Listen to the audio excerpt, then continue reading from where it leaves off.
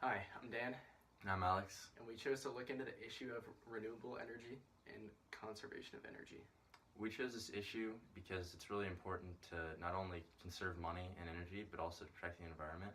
We chose to look at this not only on the bigger picture of the United States in finding renewable and sustainable energy source, but also at the smaller level at your home where you can conserve energy and help. While we were researching for renewable resources across the United States and the world, we realized that would be too big of a problem for us to handle on our own. So we decided to focus a little bit more on in your household and what you can do as your family to save money and help the environment. As the United States and other developed countries have continued to industrialize, the topic of our adverse effects on the environment has continued to be an important one. The idea of renewable resources and ones that will have a lesser impact on the environment has become very popular, as is ways to conserve energy in one's household. In our literature review, we looked over several sources that talked about which renewable or sustainable energy sources would be best to power the United States. And several of the sources, solar and wind energy, which are most commonly touted as the best renewable energy sources, were not powerful enough to power the United States as a whole. It would take many acres of wind or solar farms to completely power the United States or even get close. And so it was determined that those would not really be effective renewable energy sources. In his article, Living with Coal, Climate Policy's Most Inconvenient Truth, David Victor elaborates on the costs and expenses of solar and wind energy. Compared to the current oil and coal production, it would be incredibly expensive to install new solar and wind farms.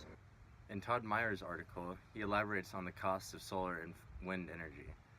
He says that at the current rate, there would be no way that industries are incentivized to replace their current energy production sources with wind and solar. Although solar and wind are likely too cost inefficient to be able to completely power the United States or even an entire industry, that doesn't mean that we can't switch from coal or oil quite yet. Nuclear energy is a practical and reasonable solution to finding a environmentally clean and sustainable energy source that could power the entire United States. For instance, even though the nuclear waste product is somewhat harmful to the environment, it can be reused for further energy and dumped somewhere that wouldn't harm any ecosystems.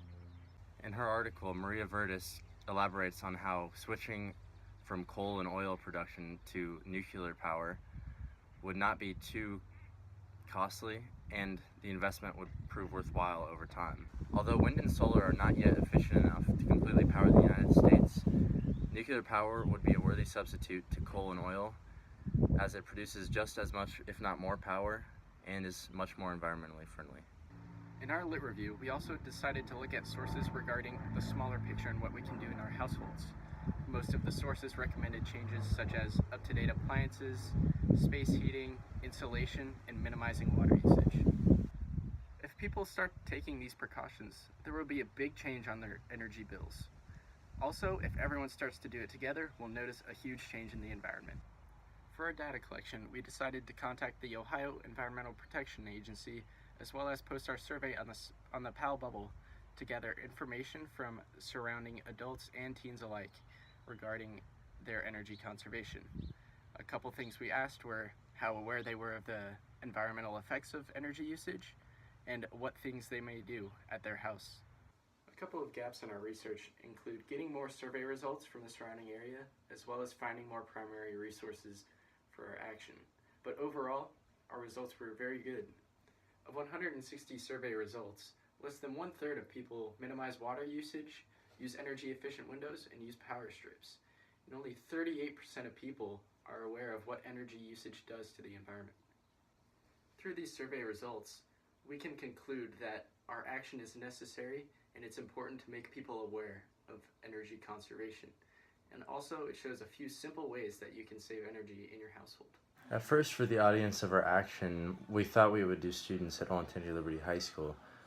However, we determined that people who would be affected by energy conservation were usually of an older demographic and people that were living on their own. So when we did the survey, we decided to put it in the PAL Bubble Facebook group, and that would give us the most accurate survey responses that we were looking for. We eventually determined, however, that a mix of both young and old people from the surrounding community would be the best demographic for our action, as everyone is affected by energy conservation in one way or another. Therefore, we decided to partner with Liberty YMCA to take action. For our action, we knew we wanted to do something about raising awareness about energy conservation. So, when we went to the YMCA, we talked to Lance Kearns, the activity director, who advised us in ways the Y was also working to conserve water and energy. They were starting a program in which they phased out using their own towels in favor for people bringing in their personal towels.